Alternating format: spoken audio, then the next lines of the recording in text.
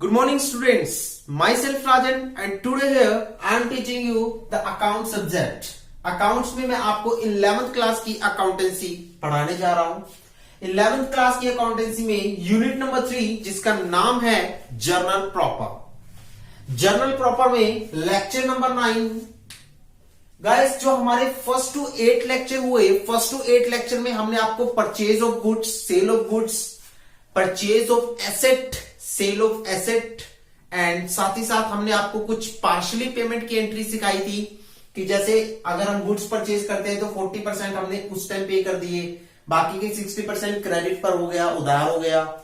Sure. और हमने ये दिखाया था कि अगर हम बाद में पेमेंट करते हैं या बाद में अमाउंट रिसीव करते हैं उसकी जर्नल एंट्रीज क्या होंगी। और साथ ही साथ हमने मेन इंपॉर्टेंट टॉपिक करवाए थे trading account and cash discount account, trade discount account and cash discount account. Sure guys. बच्चों की मेरे पास क्वेरीज आई कि सर एक बार हमें फिर से थोड़ा सा और इजी करके हमें trading account, trade discount account and cash discount account का क्वेश्चन करवा दीजिए। सो गाइस, हम थोड़ा सा और इजी करेंगे इस क्वेश्चन को। Sure guys. जैसे सपोज करो आपके पास क्वेश्चन आता है, श्योर, आपके पास क्वेश्चन आता है purchase goods, sure, 4 rupees 1 lakh. Sir 1 lakh की बजाय कोई और अमाउंट ले लेते हैं। हाँ जी, चलो 5 लाख ले लेते हैं। श्योर जी। From Mohan for cash. Sure जी। At the rate of 5% trade discount comma 5% cash discount. TD का मतलब ट्रेड डिस्काउंट, सीडी का मतलब कैश डिस्काउंट। श्योर जी। आपको इसकी जर्नल एंट्री पास करनी है। देखिए गाइस, इसकी जर्नल एंट्री पास करने के लिए आपको 3 स्टेप फॉलो करने पड़ेंगे। देखिए, नॉर्मल जो आप जर्नल एंट्री पास करते हो उस जर्नल एंट्री को पास आउट करने के लिए आपको 2 स्टेप फॉलो करने पड़ते हैं। यहां आपको 3 स्टेप फॉलो करने पड़ेंगे। सर पहले तो वो बताइए कि नॉर्मल जर्नल एंट्री में वो 2 स्टेप कौन से होते हैं।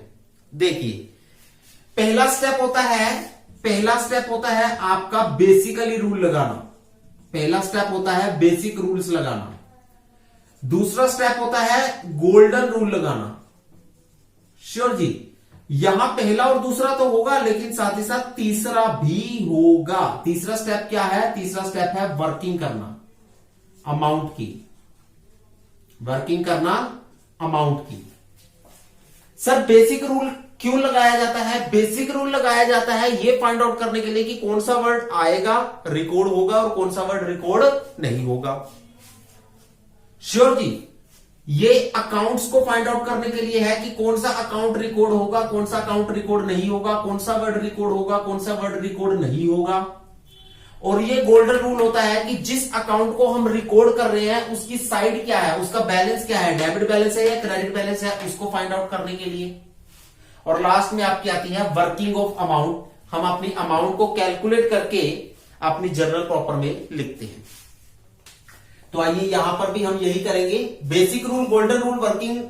बेसिक रूल और गोल्डन रूल के बारे में आपको पता है, वर्किंग हम आपको आज सिखाएंगे।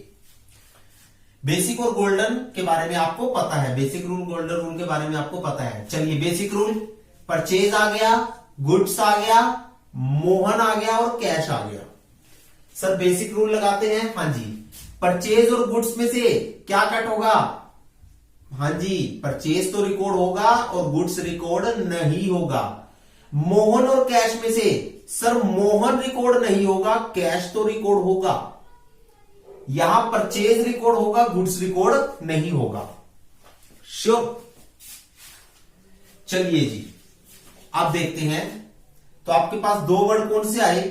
पहला आया परचेज और दूसरा आया कैश। देखिए, परचेज क्या होता है आपका? परचेज होता है आपका एक्सपेंस। गाइस, मैंने अपने पिछले लेक्चर में यानी कि यूनिट नंबर 2 में मैंने आपको बताया था कि क्या क्या एसेट्स होती हैं, क्या क्या लायबिलिटीज होती हैं, क्या क्या ट्रांजैक्शंस होती हैं बिजनेस की ट्रांजैक्शन का मतलब क्या है, इवेंट्स का मतलब क्या है, साथ ही साथ बताया था कि कौन कौन से एक्सपेंस होते हैं, कौन कौन सी इनकम होती हैं। श्योर, जहां मैंने बताया था कि परचेज सबसे बड़ा एक्सपेंस है और सेल सबसे बड़ी इनकम है। श्योर, परचेज सबसे बड़ा एक्सपेंस है और सेल सबसे बड़ी इनकम है। श्योर, सो परचेज एक एक्सपेंस है, ये किस अकाउंट में आता है, ये नॉमिनल अकाउंट में आता है। रूल क्या बनता है इसका, debit all expenses and credit all income, credit all incomes. So rule के अकॉर्डिंग ये क्या होगा सर, ये रूल के अकॉर्डिंग होगा डेबिट, रूल के अकॉर्डिंग होगा डेबिट बैलेंस। क्या होगा, डेबिट बैलेंस। आ गया समझ, परचेज आपका एक्सपेंस होता है, नॉमिनल अकाउंट में आता है, रूल है debit all expenses credit all income, और रूल के अकॉर्डिंग ये डेबिट होगा। जब आप परचेज करते हो तो आप कैश को पे करते हो, आप कैश को पे करते हो, तो ये क्या हो गया, कैश पेमेंट, कैश को पे करना। कैश आपकी क्या होती है, एसेट होती है, तो यहां एसेट क्या हो रही है, पे हो रही है, यानी कि गोज आउट, जा रही है। किस अकाउंट में आएगी, रियल अकाउंट में आएगी।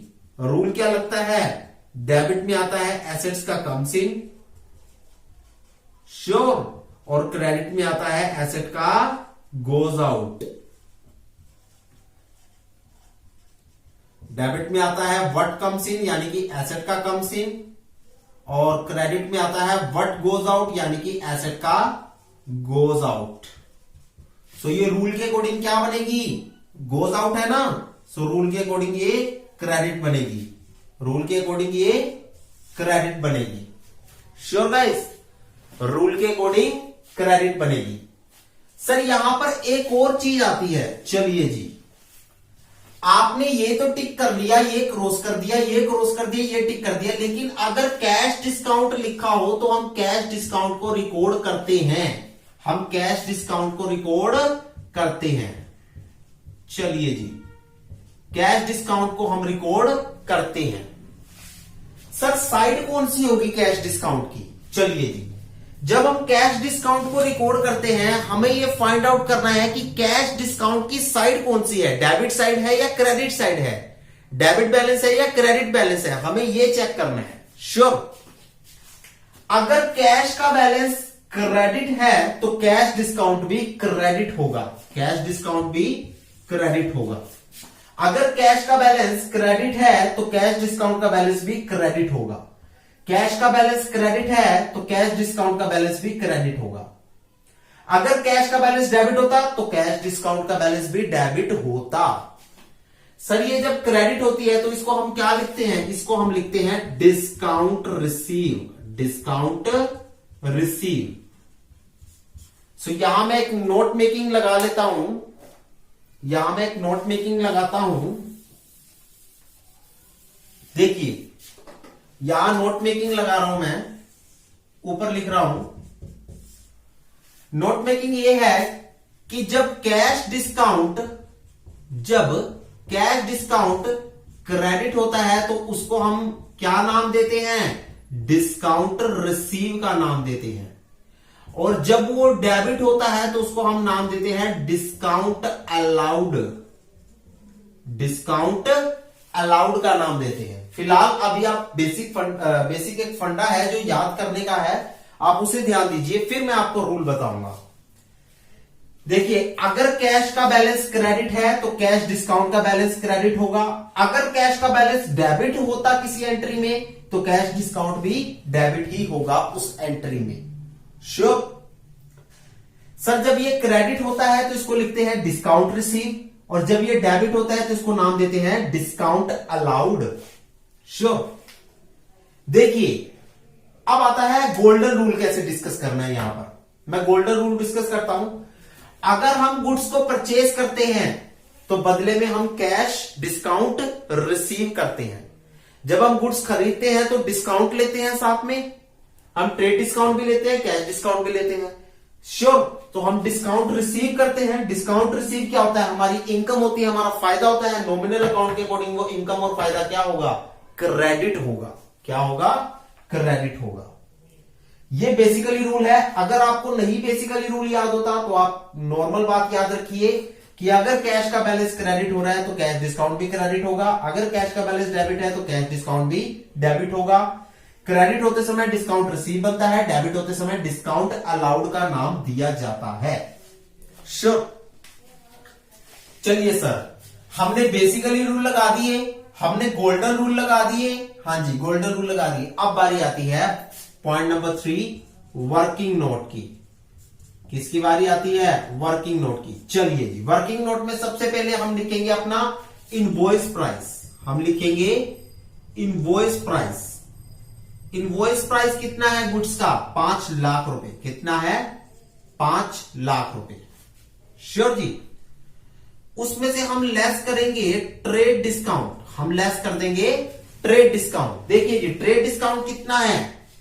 ट्रेड डिस्काउंट है 5%। ट्रेड डिस्काउंट है 5%, 5%। तो 5% किसका हुआ? 5 लाख का हो गया, यानी 25,000 हो गया। ये देखिए 5 लाख का हुआ है 5%, तो ये कितना हो गया? 25,000 हो गया। ट्रेड डिस्काउंट आपने माइनस कर दिया तो रिमेनिंग बैलेंस कितना होगा? रिमेनिंग बैलेंस होगा 4,75,000। सर, जब हम इनवॉइस प्राइस में से ट्रेड डिस्काउंट को माइनस करते हैं तो हमारे पास आता है, अगर परचेज है तो एक्चुअल परचेज आएगा, अगर सेल कर रहे हैं तो अगर हम इनवॉइस प्राइस में से ट्रेड डिस्काउंट को माइनस कर देते हैं, अगर हम इनवॉइस प्राइस में से ट्रेड डिस्काउंट को माइनस करते हैं तो अगर हम गुड्स को परचेज कर रहे हैं तो ये बनेगा हमारा एक्चुअल परचेज। ये बनेगा हमारा एक्चुअल परचेज। और अगर हम गुड्स को सेल करते हैं तो ये हमारा बनेगा एक्चुअल सेल। ध्यान से एक बात सुनिए, अगर हम इनवॉइस प्राइस में से ट्रेड डिस्काउंट जो इस इनवॉइस प्राइस पर लगाया गया है उस ट्रेड डिस्काउंट को माइनस कर देते हैं तो हमारे पास जो बैलेंस फिगर होगी वो या तो एक्चुअल परचेज होगी, परचेज के केस में, एक्चुअल सेल होगी, सेल के केस में। श्योर। अब देखिए कैश डिस्काउंट किस पर लगेगा। क्या मैंने यहां पर लिखा कि मैं कितनी पेमेंट कर रहा हूं, कितनी पेमेंट नहीं कर रहा हूं? मैंने ऐसा कुछ भी डिस्क्राइब नहीं किया स्टेटमेंट में। देखिए, मैंने ऐसा कुछ डिस्क्राइब किया स्टेटमेंट में? सर, आपने नहीं किया। जब मैंने ऐसा कुछ भी डिस्क्राइब नहीं किया हुआ, श्योर, सो उस केस में मैं सारी की सारी पेमेंट कर रहा हूं। देखो, मुझे वो एक्चुअल में कितने का पड़ा? 4,75,000 का। श्योर। 5 लाख की चीज थी, 25,000 रुपए डिस्काउंट मिल गया तो एक्चुअल में कितने का पड़ा? 4,75,000 का। 4,75,000 का ही मुझे एक्चुअल में पड़ा ना। तो सारी की सारी मैंने पेमेंट कर दी है। जब सारी की सारी पेमेंट की है, ये पूरी अमाउंट की पेमेंट की है, तो पूरी अमाउंट पर कैश डिस्काउंट मिलेगा। पूरी अमाउंट पर ही कैश डिस्काउंट मिलेगा। तो सीडी कितना हो गया? कैश डिस्काउंट कितना हो गया? 5%। तो 4,75,000 का 5% कैलकुलेट आप कर लीजिए अपनी नोटबुक्स में। देखिए, 4,75,000 का 5% मैंने कैलकुलेट किया तो मेरा निकला 23,750। कितना निकला है जी? 23,750, 23,750। श्योर जी। ये मैं 4,75,000 में से माइनस कर दूंगा तो मेरा बनेगा 4,51,250। चलिए जी, देखिए एक्चुअल का मुझे कितने का, एक्चुअल में मेरी परचेज कितने की हुई? 4,75,000 की हुई ना। देखिए, मुझे दुकानदार ने कहा कि भैया 5 लाख का सामान है, उसने 25,000 अपनी इच्छा से डिस्काउंट दे दिया। श्योर। ओके जी, तो मुझे एक्चुअल में कितने की परचेज हुई? मेरी 4,75,000 की परचेज हुई एक्चुअल में मेरी। हाँ जी, 4,75,000 मैंने सारे के सारे पे कर दिए। जब मैंने 4,75,000 पे किए तो उस पर भी मुझे डिस्काउंट मिला। कितना डिस्काउंट मिला? 5% डिस्काउंट मिला, 23,750। श्योर जी।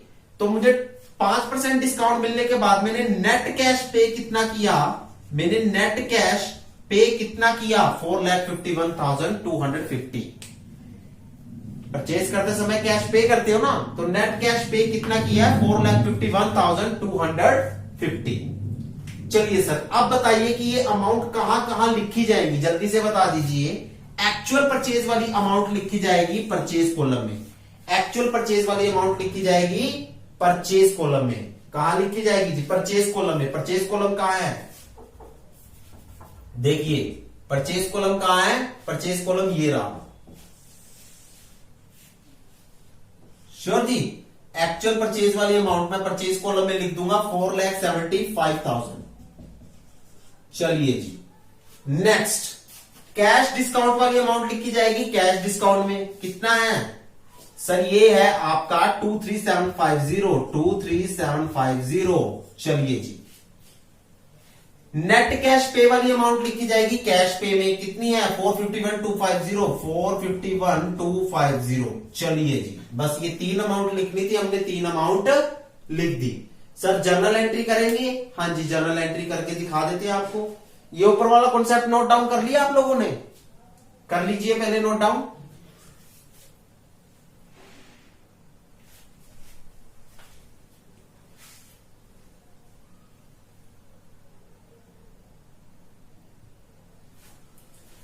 देखिए गाइस, मैं जर्नल एंट्री करवा रहा हूं। जर्नल एंट्री क्या होगी, ध्यान से देखिएगा। जर्नल एंट्री आपका क्या परचेज डेबिट हो रहा है? हाँ जी, तो purchase account debit. Purchase account debit. चलिए जी, नेक्स्ट कैश अकाउंट क्रेडिट हो रहा है, तो to cash account. To cash account. Sure जी, and to discount receive account. Discount receive account. चलिए जी, सर परचेज में कितने लिखने हैं? 475। 4,75,000। श्योर जी, कैश में कितने लिखने हैं? 451,250। 4,51,250। श्योर जी, डिस्काउंट रिसीव में कितने? 23,750। 23,750। देखिए क्रेडिट का बैलेंस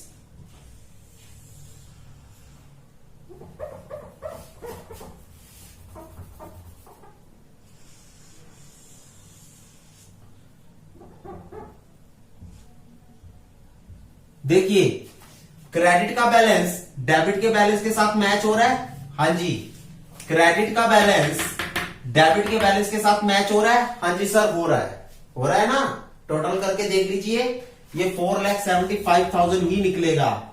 4,75,000 ही निकलेगा। Sure guys? लीजिए, ये थी आपकी जर्नल एंट्री। तो ये अभी के लिए आपको लग रहा है कि बहुत लंबा प्रोसेस है, फिर धीरे धीरे जैसे जैसे आप जर्नल एंट्री पास आउट करते जाओगे आपके लिए बहुत इजी हो जाएगा। नेक्स्ट करेंगे हम।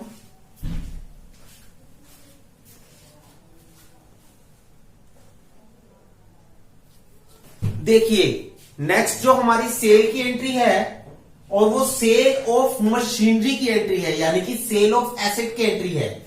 लिखा हुआ है सोल्ड मशीनरी ₹4 लाख, 7 लाख रुपए की मशीनरी बेची at the rate of 10% trade discount, 10% cash discount to Ram for cash.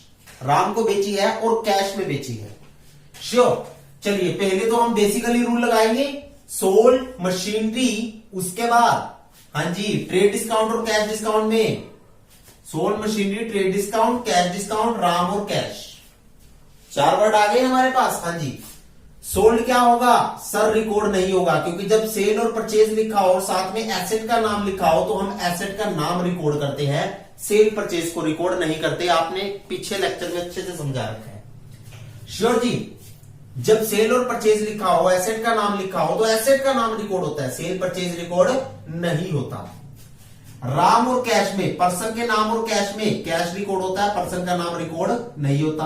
और ट्रेड डिस्काउंट कभी भी जर्नल एंट्री में रिकॉर्ड नहीं होता, शो नहीं किया जाता। कैश डिस्काउंट शो किया जाता है। श्योर जी, 3 वर्ड आ गए आपके पास। चलिए जी सर, कौन कौन से वर्ड आए हैं? एक तो आया है सोल्ड, जिसको हम क्या नाम देते हैं? सेल का। सेल ही कहते हैं ना, sold is your past sense, sale is your present sense. दूसरी है मशीनरी, दूसरा है आपके पास वर्ड मशीनरी, मशीनरी आपकी एसेट है। तीसरा आपके पास वर्ड है कैश, सॉरी सोल्ड नहीं आएगा, नॉट सोल्ड। पहला आपके पास आएगा सोल्ड नहीं आएगा, सोल्ड नहीं आएगा। पहला वर्ड आपके पास आएगा मशीनरी, पहला वर्ड आपके पास आएगा मशीनरी, दूसरा वर्ड आपके पास आएगा कैश, एंड तीसरा वर्ड आपके पास आएगा कैश डिस्काउंट। चलिए जी आगे देखते हैं। ओके सर, मशीनरी हमारी क्या होती है? मशीनरी हमारी एसेट होती है, मशीनरी हमारी एसेट होती है, एसेट होती है। हाँ जी, यहां पर हम अपनी एसेट को सेल कर रहे हैं। सेल करने का मतलब है बेच रहे हैं, मतलब हमारी एसेट जा रही है फर्म से, हमारी एसेट हमारी फर्म से जा रही है, रिटर्न ऑफ हो रही है, मतलब goes out, goes out. Sure जी, ये किस अकाउंट में आती है? ये रियल अकाउंट में आकर चलती है। एसेट हमारी किस अकाउंट में आती है? रियल अकाउंट में आकर चलती है। चलिए जी सर, रूल लगाइए। रूल होता है डेबिट में आता है व्हाट कम्स इन, डेबिट में आता है व्हाट कम्स इन, और क्रेडिट में आता है व्हाट गोज आउट। डेबिट में आता है what comes in and credit में आता है what goes out. Sure guys? So after this आपकी ये एसेट गोज आउट हो रही है, गोज आउट होने की वजह से इसका बैलेंस बनेगा क्रेडिट, गोज आउट होने की वजह से इसका बैलेंस बनेगा क्रेडिट। Sure guys? जब आप अपनी एसेट को बेच रहे हो, जब आप अपनी एसेट को बेच रहे हो तो आप बदले में कैश को रिसीव करोगे। एसेट बेच रहे हो तो बदले में कैश को रिसीव करोगे, तो ये कौन सा हुआ? कैश रिसीव हुआ, कैश रिसीव हुआ। कैश आपकी क्या होती है? एसेट होती है। तो एसेट रिसीव हो रही है मतलब कम्स इन हो रही है, कम्स इन हो रही है। ये आपके किस अकाउंट में आती है? ये आपके रियल अकाउंट में आती है। रियल अकाउंट का रूल क्या होता है? रियल अकाउंट का रूल होता है डेबिट में व्हाट यानी कि एसेट का कम्स इन, डेबिट में व्हाट यानी कि एसेट का कम्स इन, और क्रेडिट में व्हाट यानी कि एसेट का गोज आउट, एसेट का गोज आउट। सो उस रूल के अकॉर्डिंग ये क्या लगेगी? कम्स इन हो रही है तो उस रूल के अकॉर्डिंग ये डेबिट होकर चलेगी। चलिए जी, डेबिट होकर चलेगी। हाँ जी सर, अगर कैश डेबिट हुआ है तो कैश डिस्काउंट भी डेबिट होगा। आपने हमें बताया था कि कैश डेबिट हुआ है तो कैश डिस्काउंट भी डेबिट होगा, कैश क्रेडिट हुआ है तो कैश डिस्काउंट भी क्रेडिट होगा। यहां पर कैश डेबिट हो रहा है तो कैश डिस्काउंट भी डेबिट होगा। चलिए जी, ये भी डेबिट होगा। डेबिट होने पर इसका नाम क्या होता है? डिस्काउंट अलाउड होता है। सर आपने अभी अभी लिखवाया था हमें कि कैश डिस्काउंट जब डेबिट होता है तो इसका नाम डिस्काउंट अलाउड बन जाता है। अब आते हैं हम अपने वर्किंग नोट की तरफ, अब आते हैं हम अपने वर्किंग नोट की तरफ। देखिए इनवॉइस प्राइस क्या है? इनवॉइस प्राइस क्या है? इनवॉइस प्राइस है 7 लाख रुपए। इनवॉइस प्राइस कितना है? 7 लाख रुपए। उसमें से हम क्या माइनस करेंगे? सर उसमें से हम ट्रेड डिस्काउंट माइनस करेंगे, ट्रेड डिस्काउंट माइनस करेंगे। हाँ जी, ट्रेड डिस्काउंट माइनस करेंगे। श्योर जी? 10% है तो 70,000 हो गया। इनवॉइस प्राइस का ही होता है ना। ट्रेड डिस्काउंट हमेशा किस पर कैलकुलेट होता है? इनवॉइस प्राइस पर कैलकुलेट होता है। सर हमने ट्रेड डिस्काउंट माइनस कर लिया तो बैलेंस हमारे पास क्या बचा? बैलेंस हमारे पास बचा है एक्चुअल सेल। क्या बचा है? Actual sale. 7 लाख की बेचनी थी, 70,000 रुपए हमने डिस्काउंट दे दिया अपनी इच्छा से, अपनी डिजायर से। तो एक्चुअल में हमने कितने की बेची? हमने बेची 6,30,000 रुपए की, 6,30,000 की। अब ये सारा का सारा अमाउंट हमने रिसीव कर लिया है, ये सारे के सारे पैसे हमने रिसीव कर लिए हैं। जब सारे के सारे पैसे रिसीव किए हैं तो सारे के सारे पैसों पर ही डिस्काउंट देंगे। अगर पूरी अमाउंट, पूरी पेमेंट रिसीव कर ली है तो पूरी अमाउंट, पूरी पेमेंट पर डिस्काउंट मिलेगा। अगर कुछ अमाउंट, कुछ पेमेंट रिसीव की होती तो कुछ अमाउंट, कुछ पेमेंट पर हम डिस्काउंट देकर चलते। तो अब पूरी अमाउंट रिसीव की है, क्वेश्चन साइलेंट है ना, तो पूरी अमाउंट रिसीव की है तो पूरी पर डिस्काउंट मिलेगा। सीडी कितना है? सीडी है सर 10%, यानी कि 63,000, यानी कि 6,30,000 पूरे लिए हैं तो पूरे पर ही डिस्काउंट देंगे 10%, पूरे पर ही डिस्काउंट देंगे 10%। तो 63,000 माइनस हो गया तो रिमेनिंग कितना बचा आपको? रिमेनिंग देखिए 6,30,000 में से 63,000 माइनस कीजिए, 6,30,000 में से 63,000 माइनस कीजिए, आपके पास बचता है 5,67,000। जब हम सेल करते हैं तो कैश रिसीव करते हैं, जब हम सेल करते हैं तो कैश रिसीव करते हैं, तो ये बनेगी आपकी नेट कैश रिसीव, ये बनेगी आपकी नेट कैश रिसीव। तो नेट कैश रिसीव में कितने लिखेंगे? 5,67,000 लिखेंगे। चलिए जी लिख दिए। कैश डिस्काउंट में कितने लिखेंगे? 63,000 लिखेंगे। चलिए जी लिख दिए। श्योर। एक्चुअल सेल में कितने लिखेंगे? 6,30,000। तो यहां पर लिखेंगे, मशीनरी वाले कॉलम में लिखेंगे। जब एसेट बेच रहे हैं तो सेल वाली अमाउंट एसेट वाले कॉलम में लिखते हैं। श्योर। और परचेज वाली अमाउंट, देखो जब हम एसेट बेच रहे हैं तो एक्चुअल सेल वाली अमाउंट एसेट कॉलम में लिखेंगे, क्योंकि सेल वर्ड तो आता ही नहीं। और जब हम एसेट परचेज कर रहे हैं तो एक्चुअल परचेज वाली अमाउंट एसेट कॉलम में लिखेंगे, क्योंकि सेल वर्ड तो आता ही नहीं। तो ये कहां चला जाएगा? 6,30,000 यहां चला जाएगा एसेट वाले में, 6,30,000 यहां चला जाएगा। चलिए जी सर, अब हम जर्नल एंट्री पास कर दे। हाँ जी अभी कर देते हैं जी, 2 मिनट का काम है। मशीनरी क्रेडिट हो रही, पहले तो कैश डेबिट हो रही है तो कैश को डेबिट करो, cash account debit. Discount allowed भी डेबिट हो रहा है, हाँ जी तो कर दीजिए जी डिस्काउंट अलाउड अकाउंट डेबिट। चलिए जी, टू मशीनरी क्रेडिट हो रही है तो मशीनरी को क्रेडिट कीजिए, to machinery account, to machinery account. Short form में लिख दिया। अगर आप लिखना चाहो, लेकिन आप एग्जाम में से बड़ी फॉर्म में लिखना, मैं बड़ी फॉर्म में लिख देता हूं, टू मशीनरी अकाउंट। चलिए जी, अमाउंट लिख दे इनकी। हाँ जी 6,30,000 यहां लिखो। यहां कितना लिखना है? 6,30,000 लिखना है। डिस्काउंट अलाउड में कितना लिखना है? 63,000 लिखना है, 63,000 लिखना है। कैश में कितना लिखना है? 567 लिखना है, 5,67,000 लिखना है। सो ये हो गई आपकी journal entry properly. Sure guys, ये वर्किंग नोट है आपका, ये बेसिकली रूल और गोल्डन रूल लगाए हैं, और ये आपकी जर्नल एंट्री बनती है sale of machinery properly. Sure. Sir आपने हमें कहा था कि नरेशन आप बाद में लिखना सिखाएंगे, आइए आज हम आपको नरेशन भी सिखा देते हैं इसी कॉलम में। यहां आप लिखोगे sold machinery 4 rupees 7 lakh, 4 rupees 7 lakh eight the rate of 10% trade discount, 10% cash discount. बस इतनी सी बात लिखनी है आपने। चलिए जी, ये आपकी नरेशन भी हो गई। इतनी सी बात लिखोगे, ये आपकी नरेशन भी हो गई। श्योर। चलिए जी, हमने नरेशन भी लिख दी और हमने जर्नल एंट्री भी पास कर ली, वर्किंग नोट भी हो गया, बेसिकल रूल गोल्डन रूल भी लगा दिए। आप अपनी नोटबुक्स में नोट डाउन कीजिए।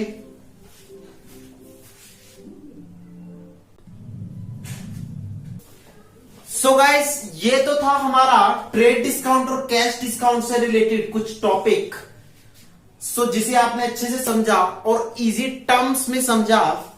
नेक्स्ट जो हमारे पास टॉपिक है, उस टॉपिक का नाम है purchase return and sales return. Next जो हमारे पास टॉपिक है, उस टॉपिक का नाम है purchase return and sales return, sir purchase return का मतलब क्या होता है? परचेज रिटर्न का मतलब होता है परचेज किया हुआ वापस करना, परचेज किया हुआ वापस करना, परचेज किया हुआ वापस करना। और सेल्स रिटर्न का मतलब है सेल किया हुआ वापस करना। वट एवर गुड्स हो चाहे एसेट हो, सेल किया हुआ वापस करना। श्योर जी, दैट मीन्स टू से ये अपोजिट ऑफ परचेज होगा, ये अपोजिट ऑफ परचेज होगा। श्योर जी। और ये अपोजिट ऑफ सेल होगा, ये अपोजिट ऑफ सेल होगा। आपको पता है परचेज का बैलेंस क्या होता है? यहां लिख देता हूं मैं। आपको पता है परचेज का बैलेंस क्या होता है? परचेज आपका एक एक्सपेंस होता है, नॉमिनल अकाउंट में आता है। श्योर जी। नॉमिनल अकाउंट में आने के बाद इसका रूल लगता है डेबिट में ऑल एक्सपेंसेस एंड क्रेडिट में ऑल इनकम्स एंड गेन्स। चलिए जी सर, ये भी हमें पता चल गया। तो रूल के अकॉर्डिंग ये क्या बनेगा? डेबिट बनेगा। ये क्या बनेगा? डेबिट बनेगा। सेल, सेल देखिए आपकी क्या बनेगी। सेल के बारे में देखते हैं। सेल आपकी एक इनकम है। चलिए जी, इनकम किस अकाउंट में आती है? नॉमिनल अकाउंट में आती है। किस अकाउंट में आती है? नॉमिनल अकाउंट में आती है। रूल क्या लगता है इसका? रूल लगता है डेबिट में ऑल एक्सपेंसेस एंड क्रेडिट में ऑल इनकम। सेम रूल लगता है ना? हाँ जी। चलो जी, फिर ये बैलेंस क्या बनेगा? क्रेडिट बनेगा।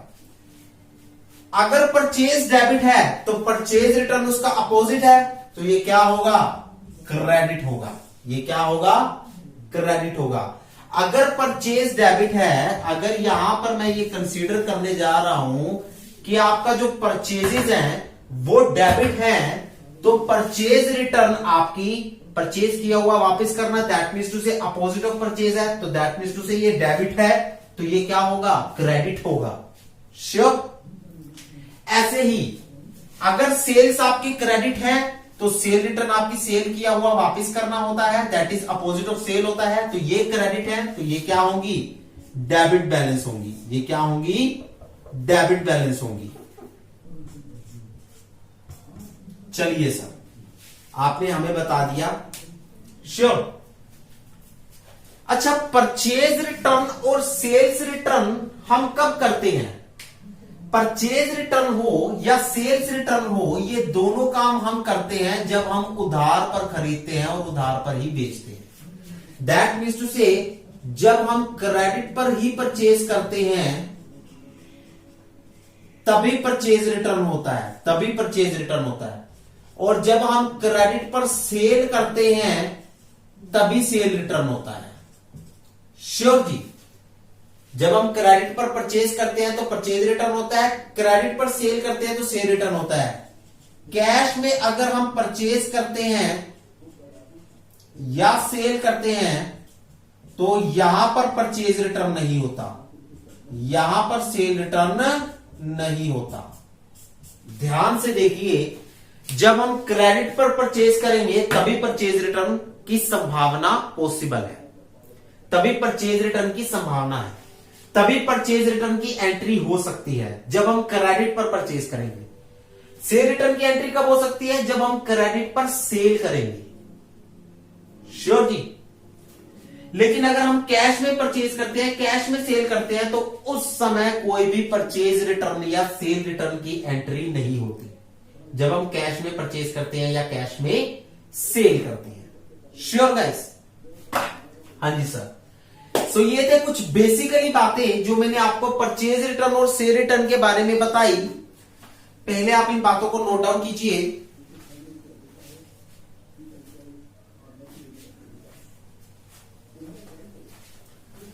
So guys, these are the basically information as regarding to the purchase return and the sale returns. So this is our today's lecture, the lecture number 9, and this is the end of the today's lecture. Hope so guys you like our lecture. Sure guys. So आज के लिए इतना ही काफी. Have a nice day. Thank you so much.